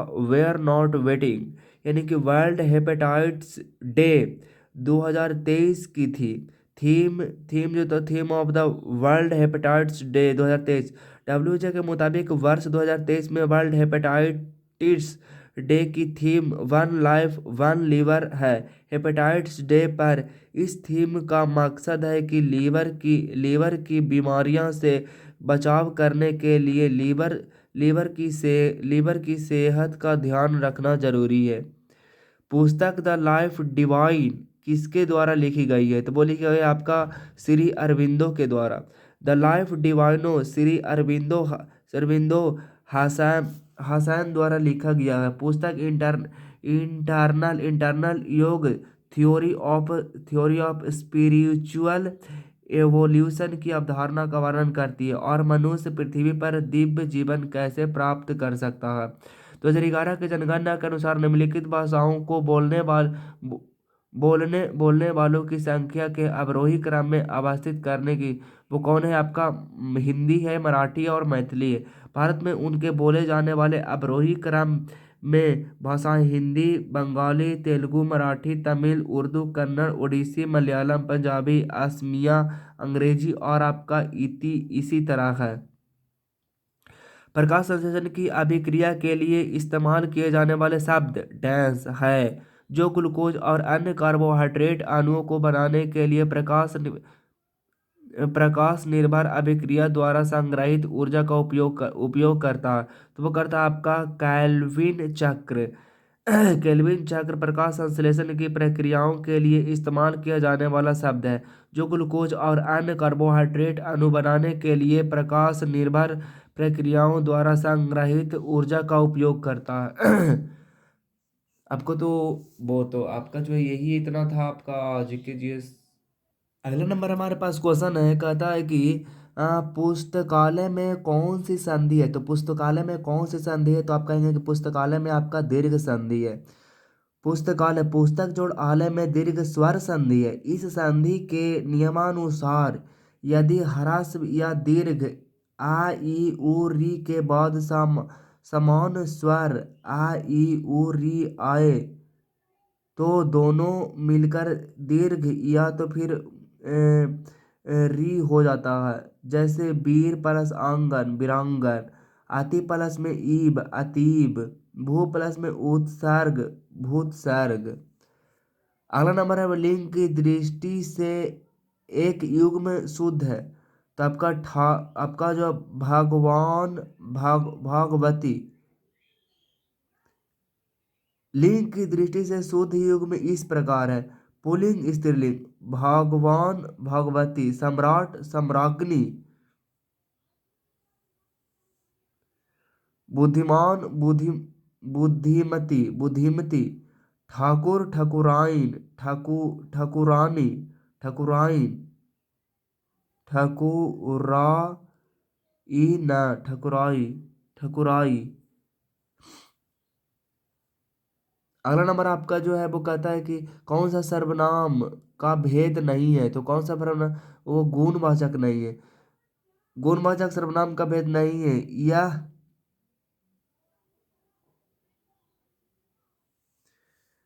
नहीं, यह विशेषण का भेद है। सर्वनाम के छह भेद होते हैं: पुरुषवाचक सर्वनाम, निजवाचक सर्वनाम, अनिश्चयवाचक सर्वनाम, संबंधवाचक सर्वनाम और अप्रश्नवाचक सर्वनाम और निजवाचक सर्वनाम। ओ तरीके रीजनिंग कहाँ से इधर आ गया।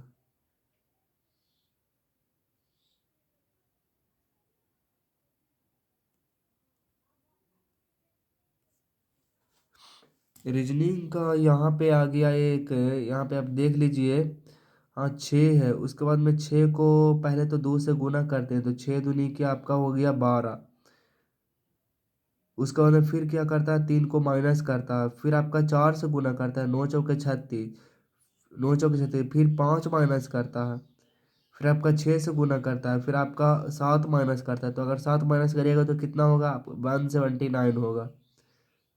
अच्छा, ये भी आपका क्वेश्चन है, काफ़ी ज़्यादा अच्छा क्वेश्चन था, और इसको एक बार आप देख लीजिए, फिर मैं आपको बताता हूँ इसका कैसे सॉल्यूशन होगा जी। जैसे कि आपको दिया हुआ था, क्वेश्चन दिया हुआ था कि आपका 23/5 110 है।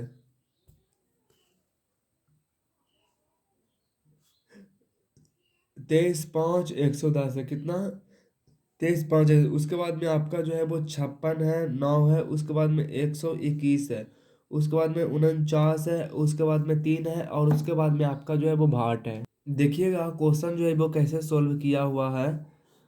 ये आपका कुछ इस तरह से, पहले तो 23 और 5 को जोड़ा है, यानी कि आप 23 को लिख लीजिए और प्लस में आपका 5 लिख लीजिए, लेकिन वो इस तरीके से नहीं जोड़ा है। जोड़ा हुआ कुछ इस तरह, 3 और 2 कितना हुआ 5, और प्लस में आपका 5 कितना हो गया 10, और उसके बाद में 11 से गुना किया था, 11 को आपका 110 आ गया, जो कि यहाँ से मिल रहा। उसके बाद में आपका जो है वो 56 है, 56 प्लस में आपका 9 है, यानी कि 6 5 कितना हो जाएगा 11, प्लस में आपका 9 है, फिर बराबर में हो जाएगा 1 1 2, प्लस में आपका वो 9 हो जाएगा। तो कितना हो जाएगा आपका, तो 9 और कितना हो जाएगा, 9 और 2 11 हो जाएगा, 11 × 11 कितना हो जाएगा, 1 2 1 हो जाएगा।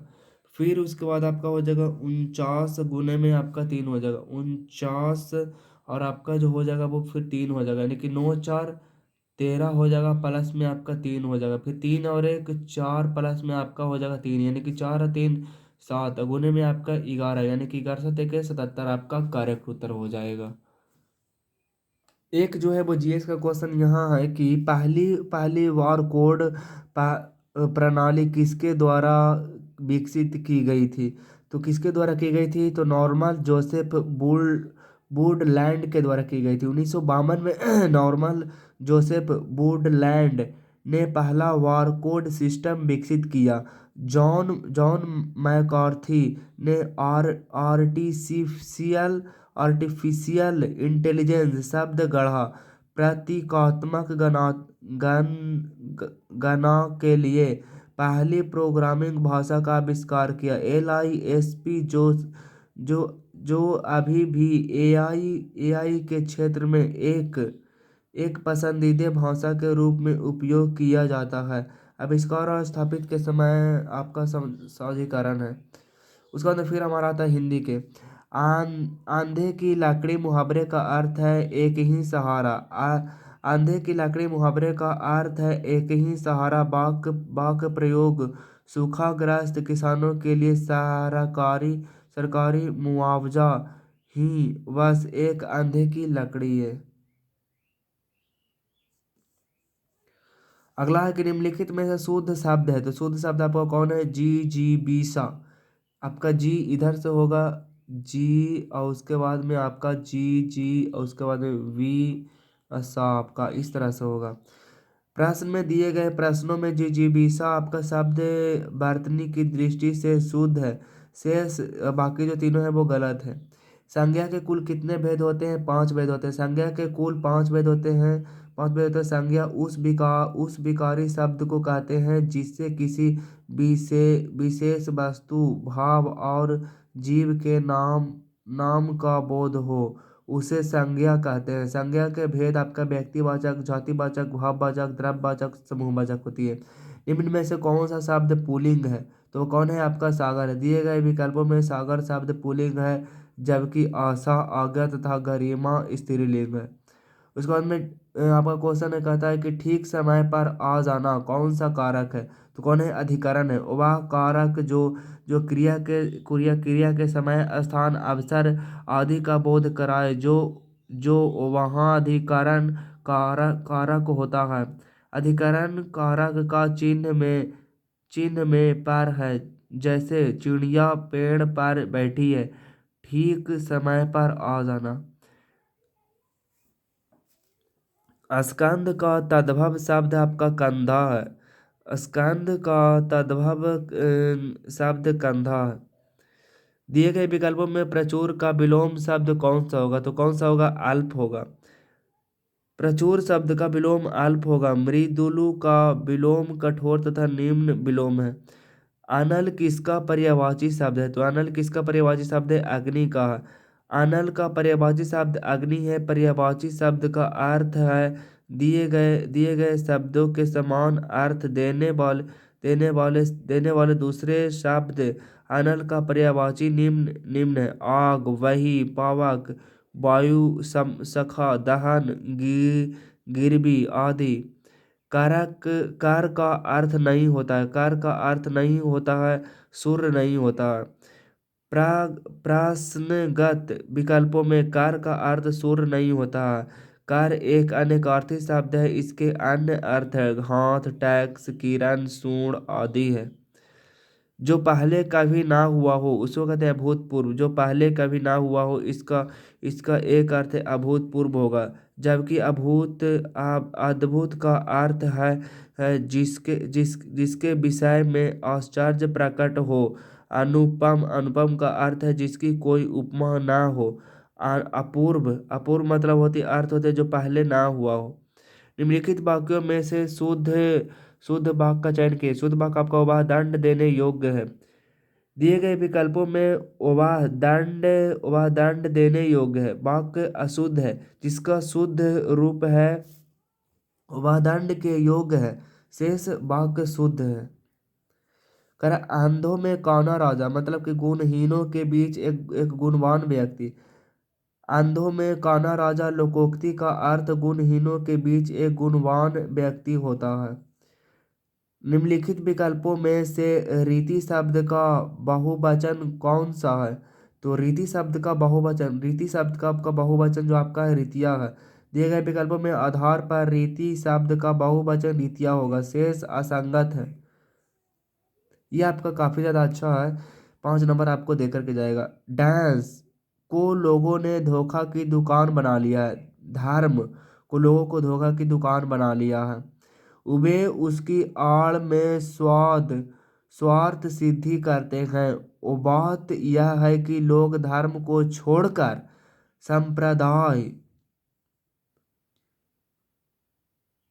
संप्रदाय को छोड़कर संप्रदाय के जाल में फंस जाते हैं। संप्रदाय की आड़ में बाह्य कृत्यों पर जोर देते हैं। वे चिन्ह को वो अपनाकर धर्म के अंतर्मुखी को मसल देते हैं। धर्म मनुष्य को बस यहाँ से हो गया। धर्म मनुष्य को अंतर्मुखी बना देते हैं, उसके हृदय में बंद द्वार को खोल देते हैं। पुस्तकालय में कौन सा संधि, तो मैंने आपको बता ही दिया कि आपका दीर्घ होती है।